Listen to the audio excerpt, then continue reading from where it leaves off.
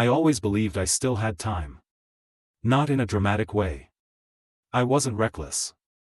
I didn't live like tomorrow didn't matter. I lived like tomorrow would fix things. That's the lie I told myself for most of my life. I'll do it later. When things calm down. Once this phase is over. When I'm more stable. When I'm ready. Those words didn't feel dangerous. They felt responsible. Mature. Sensible. They sounded like planning, not avoidance. And that's why they worked. 10 seconds into this confession, here's the truth I avoided for years: I didn't waste my life chasing the wrong things. I wasted it waiting for permission to start living. From the outside, my life looked reasonable. That word followed me everywhere. Reasonable job. Reasonable relationship. Reasonable goals postponed for reasonable reasons. I wasn't unhappy enough to rebel, and not fulfilled enough to feel alive. I existed in that gray zone most people never question. I told myself passion was overrated. That meaning comes later. That sacrifice now creates freedom later.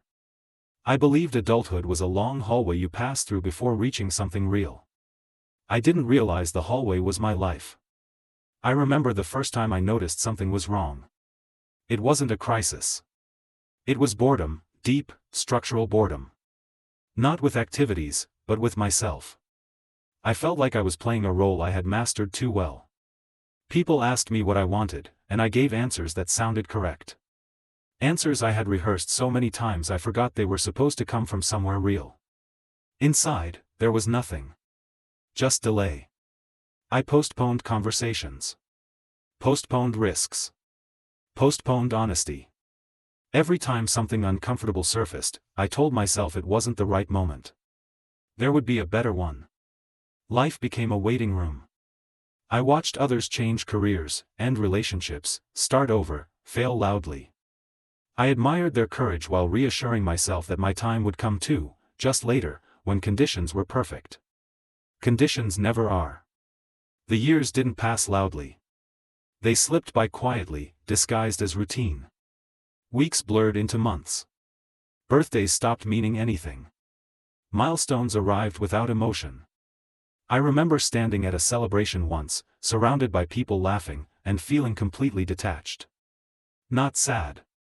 Just absent. Like I had stepped out of my own life and left a placeholder behind. That scared me, briefly. Then I postponed that fear too. I told myself this was normal. That depth comes with age. That fulfillment arrives once you've paid enough dues. I was very good at explaining my own emptiness. The dangerous thing about postponing yourself is that it doesn't hurt immediately. It dulls you gradually. You stop noticing the absence of excitement. You stop missing dreams you abandoned quietly. You stop asking who you might have been. And one day, something small breaks the illusion. For me, it was a sentence someone said without thinking. You're exactly the same as you were 10 years ago. They meant it as a compliment. I smiled. Thanked them. That night, alone, the words echoed differently. Exactly the same. Not wiser. Not deeper. Not truer. Just, unchanged. I sat there, replaying the past decade, searching for moments where I had chosen myself without delay. Moments where I hadn't said, later. There weren't many. I realized something devastating. My life wasn't on pause. It was passing. And I was still waiting. That realization didn't lead to immediate action. That would have been too neat. Instead, it created a low, constant anxiety. A sense that time was no longer infinite, just unclaimed. I started noticing how tired I was. Not physically. Existentially. Tired of preparing for a life that never began. Tired of being almost ready. I looked at my reflection one morning and understood something I had never allowed myself to say. If I continued like this, nothing terrible would happen. And that was the tragedy. I wouldn't crash. I wouldn't fail spectacularly. I would simply arrive at the end having lived a life that was technically fine, and internally empty. That thought stayed with me. And it refused to be postponed. Once I saw it, I couldn't unsee it. time stopped feeling neutral. Every day carried weight. Not urgency, accusation. I began noticing how often I delayed even small things. Phone calls I avoided. Messages I drafted and never sent. Decisions I framed as not important yet, even when I knew they were. Postponement had become instinct.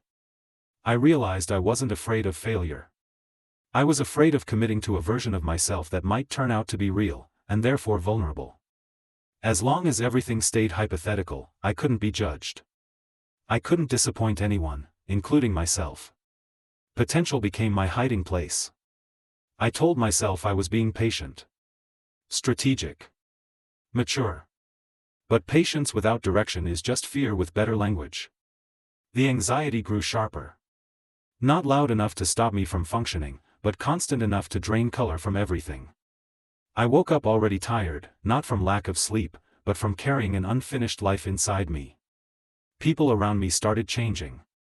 They moved on. Took risks. Failed.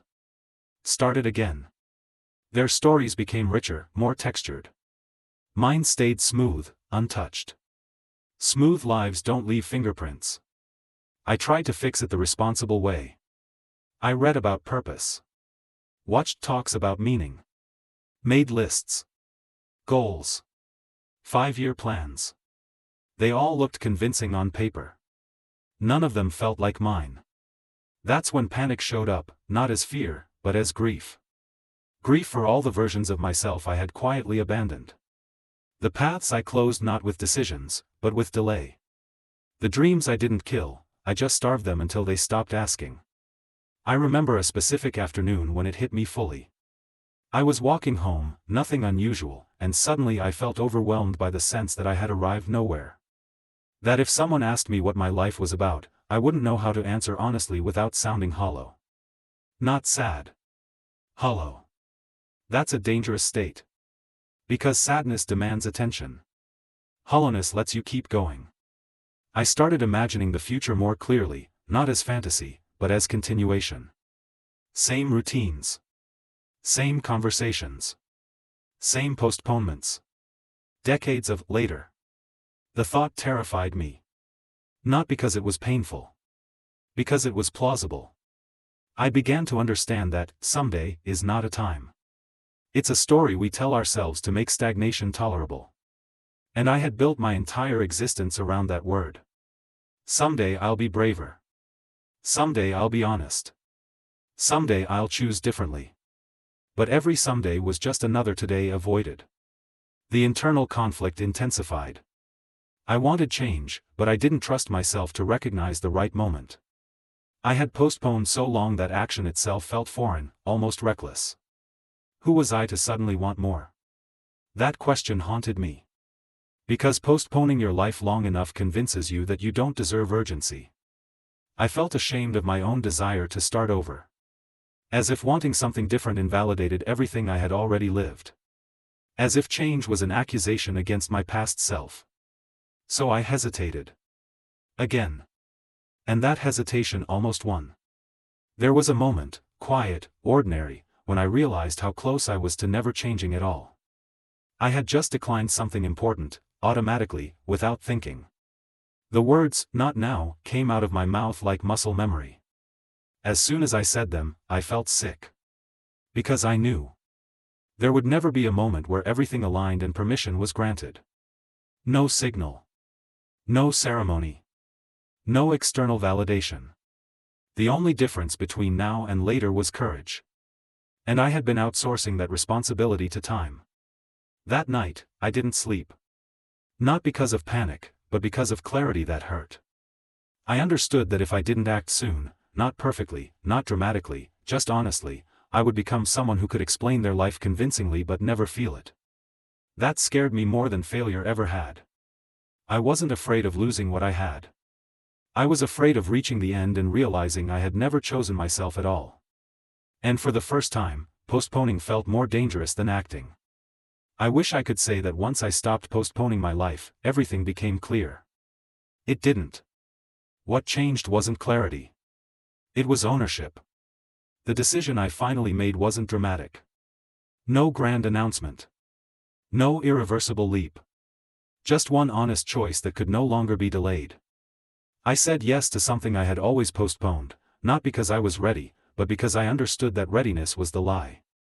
I didn't feel brave. I felt exposed. Acting didn't erase the fear. It sharpened it. Every step forward felt like stepping out without armor. I made mistakes quickly, visibly. I disappointed people who were comfortable with the old version of me. I disappointed myself too, not because I failed, but because reality was messier than the life I had imagined in waiting. But something else happened alongside the fear. Time slowed down. Days stopped blurring. Moments carried texture again. I noticed my reactions instead of rehearsing them. I felt consequences instead of avoiding them. For the first time in years, my life resisted me, and that resistance made it real. I lost some things. Stability. Predictability. The quiet approval that comes from never rocking the boat. A few relationships didn't survive the shift. Not because of conflict, but because they were built on the assumption that I would always wait. I understood then that postponement had been a form of agreement. By delaying myself, I had promised the world I would stay convenient. Breaking that promise came with a cost. There were moments of regret. Anyone who says otherwise is lying. Nights where I wondered if I had overreacted, if dissatisfaction was just restlessness dressed up as philosophy. I imagined the version of me who stayed, safe, consistent, quietly unfulfilled. That version would have survived. But survival was never the issue. I realized that postponing my life hadn't protected me from pain. It had just postponed it, stretched it across years until it became invisible. Acting condensed the pain, made it sharp but finite.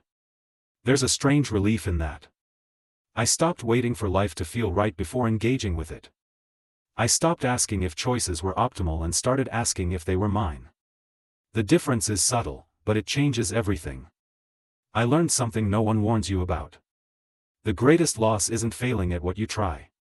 It's never finding out who you could have been because you kept waiting for a better moment. I don't feel like I restarted my life. That would imply a clean beginning. What I did was reclaim the remaining time with honesty, accepting that much had already passed and used. That acceptance hurt. But it also freed me from pretending I was still early. I am no longer young in the way I once postponed. And that's not tragic. What would have been tragic is continuing to live as if awareness hadn't arrived. If you're listening to this and telling yourself you still have time, you might be right. But time doesn't wait for courage. It waits for nothing. I didn't find happiness. I found presence. I found a life that answers back when I speak to it. A life that doesn't let me hide behind later. And that, quietly, is enough. Because postponing your life doesn't stop it from passing. It only guarantees that when you finally arrive, you'll be late to yourself. I was. But at least now, I'm here.